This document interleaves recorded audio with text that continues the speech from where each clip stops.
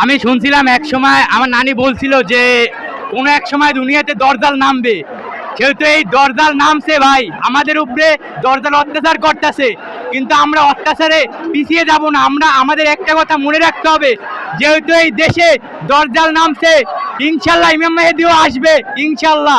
আর আমরাও সেই ইমাম মাহদির সৈন্য হয়ে দেশ যুদ্ধ করে দেশকে স্বাধীন করে ইনশাল্লাহ যুদ্ধে জয় হব। সুপ্রদর্শক, এই যে গণজোয়ার সৃষ্টি হয়েছে, আমার মনে হয় না যে সরকার আর টিকতে পারবে। এই সরকার যে কোনো সময় পড়ে যাবে, কারণ সারা বাংলাদেশে যে গণজোয়ার সৃষ্টি হয়েছে, ছাত্র জনতা সহ সাধারণ শিক্ষার্থীরা আর সাধারণ জনগণ যেভাবে নেমে এসেছে, এতে আমার বিশ্বাস ইনশাআল্লাহ এই সরকার আর টিকতে পারবে না। অনেক জুলুম নির্যাতন নিপীড়ন করেছে জাতিকে।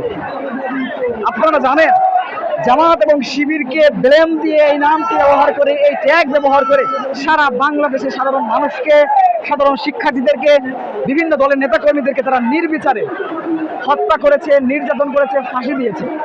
এই সরকার যে অবস্থা আপনারা দেখতে পাচ্ছেন, এই সরকার দীর্ঘ 20 বছরে যে অন্যায় অবিচার করেছে, এই অন্যায় অবিচারের শাস্তির আওতায় তাদেরকে আনার জন্য সাধারণ শিক্ষার্থীরা আজকে খুলনার শিববাড়িতে কিন্তু উপস্থিত হয়েছে।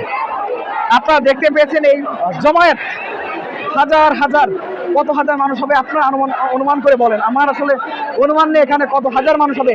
শুধু আপনাদেরকে এই সাইড দেখাচ্ছি, এছাড়াও এই সাইডে রয়েছে। আপনারা অবাক হবেন যে চারি সাইড এখানে 5-6-7টা রাস্তা রয়েছে। 6-7টা রাস্তা কিন্তু ইতিমধ্যে ব্লক হয়েছে, এবং প্রত্যেকটি রাস্তার মুখে কিন্তু সাধারণ শিক্ষার্থীরা দুর্গ গড়ে তুলেছে। প্রত্যেকটি রাস্তার মুখে ছাত্রলীগ হামলা করেছিল একটি মুখে। সেই মুখ থেকে কিন্তু সাধারণ শিক্ষার্থীরা তারা কিন্তু প্রতিহত করেছে, এবং ছাত্রলীগ কিন্তু পালিয়ে গিয়েছে। এবং এমনকি আপনার সুতরাং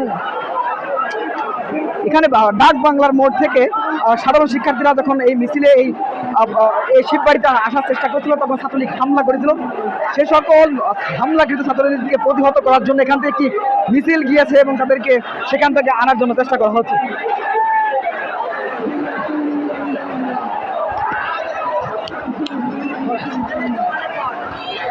আমি শুনছিলাম এক সময় আমার নানি বলছিল যে কোনো এক সময় দুনিয়াতে দরজাল নামবে, যেহেতু এই দরজাল নামছে ভাই, আমাদের উপরে দরজাল অত্যাচার করতেছে, কিন্তু আমরা অত্যাচারে পিছিয়ে যাব না। আমাদের একটা কথা মনে রাখতে হবে, যেহেতু এই দেশে দরজাল নামছে, ইনশাল্লাহ ইমাম মাহদিও আসবে ইনশাল্লাহ।